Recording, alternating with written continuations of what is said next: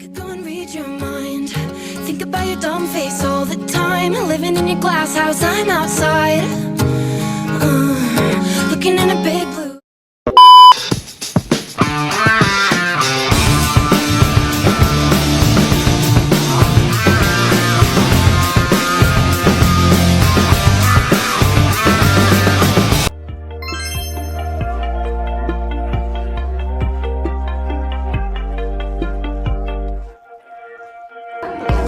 Oh, yang pertama nih nentuin, habis itu yang kedua dari kasur.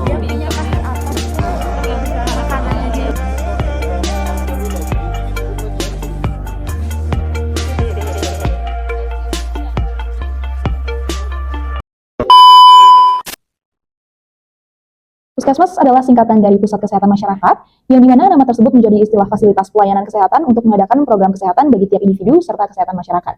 Yang dimana berbeda dengan rumah sakit, Puskesmas memiliki prinsip dalam mengadakan kesehatan masyarakat, yakni secara promotif dan juga preventif. Dan selain di rumah sakit, Puskesmas juga menjadi tempat layanan kesehatan yang dibutuhkan bagi semua orang. Pasalnya, Puskesmas adalah fasilitas kesehatan di Indonesia yang menyediakan bantuan kesehatan tingkat pertama. Meskipun Puskesmas menjadi tempat tujuan kesehatan pertama, akan tetapi tempat tersebut membantu sekali bagi masyarakat yang kurang mampu. Dibandingkan dengan rumah sakit, biaya yang dikeluarkan pasien di Puskesmas jauh lebih murah. Dan segala fasilitas yang diberikan Puskesmas pun tidak kalah dengan rumah sakit, seperti halnya ruang pendaftaran, ruang pemeriksaan, ruang tunggu, ruang gawat darurat, ruang kesehatan ibu, hingga ruang keluarga berencana. Dan melalui video ini, kami akan membahas mengenai 3P, yaitu Physical Evidence, proses, dan juga people mengenai Pusat Kesehatan Masyarakat atau Puskesmas. Physical evidence merupakan bukti fisik yang dimana pada Puskesmas merujuk pada bangunan fisik diantaranya. Yang pertama ada kekurangan pada kondisi bangunan Puskesmas. Kurangnya standarisasi, tidak semua Puskesmas daerah terpencil atau pedesaan memiliki standar bangunan yang sama seperti Puskesmas di perkotaan. Ada perbedaan dalam kualitas konstruksi dan kelengkapan fasilitas. Lalu ada keterbatasan perawatan. Bangunan Puskesmas di beberapa daerah seringkali memiliki perawatan yang kurang optimal, seperti kerusakan pada atap bocor, dinding retak, atau lantai yang tidak terawat. Selanjutnya, kurangnya ruang yang memadai.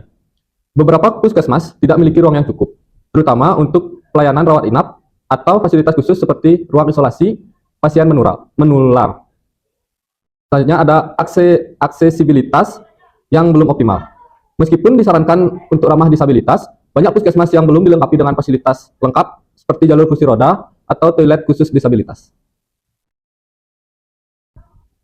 Kurangnya pada fasilitas Puskesmas. Fasilitas yang tidak seragam. Perbedaan fasilitas yang signifikan di antara Puskesmas di perkotaan dan di pedesaan, terutama dalam ketersediaan ruang laboratorium dan ruang perawatan memadai. Pengelolaan limbah yang tidak sesuai standar. Tidak semua Puskesmas memiliki sistem pengelolaan limbah medis yang baik, sehingga berpotensi mencemari lingkungan dan membahayakan kesehatan masyarakat. Kurangnya fasilitas edukasi. Fasilitas seperti ruang penyuluhan kesehatan atau ruang konseling seringkali minim atau bahkan tidak tersedia di beberapa Puskesmas. Selanjutnya, fasilitas pendukung yang kurang lengkap.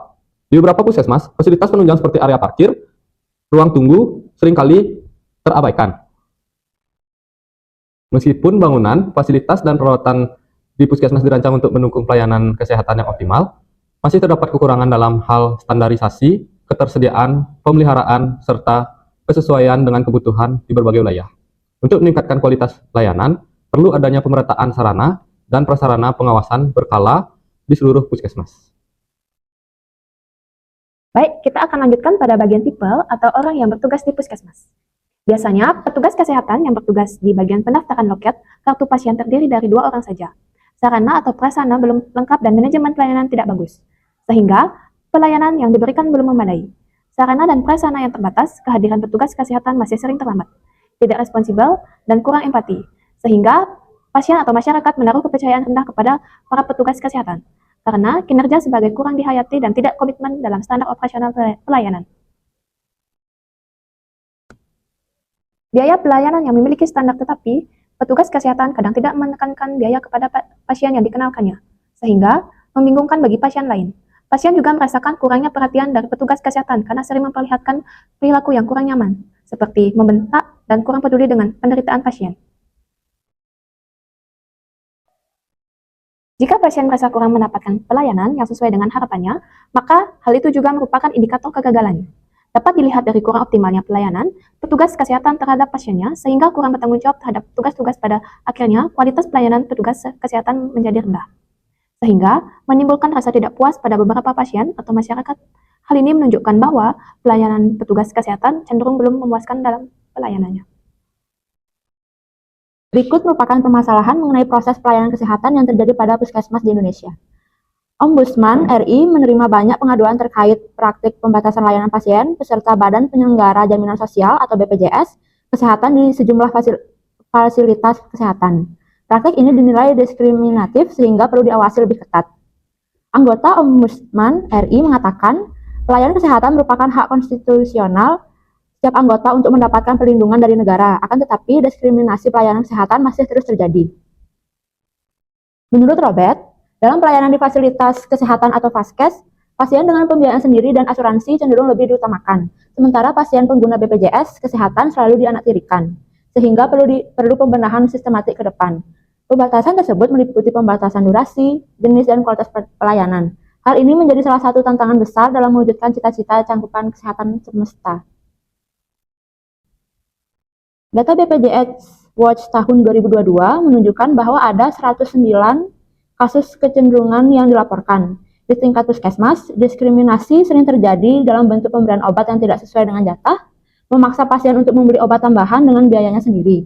Sedangkan di rumah sakit, kasus yang paling sering dilaporkan adalah readmisi di mana pasien yang belum sembuh sepenuhnya dipulangkan dan kemudian diminta untuk kembali lagi untuk perawatan lebih lanjut. Banyak pasien BPJS mengalami pengalaman yang menyakitkan saat harus menunggu berjam-jam di antrian, baik untuk mendapatkan pelayanan di poli umum maupun untuk menerima obat. Seorang pasien mengungkapkan pengalaman pahitnya, di mana ia harus menunggu dari pagi sampai sore untuk mendapatkan obat yang diperlukan. Hal ini menimbulkan ketidaknyamanan dan kegelisahan bagi pasien. Selain itu, kepastian mengenai pemberian obat juga seringkali tidak jelas. Pasien seringkali diberitahu bahwa obat yang mereka perlukan habis, meskipun sebenarnya tidak demikian.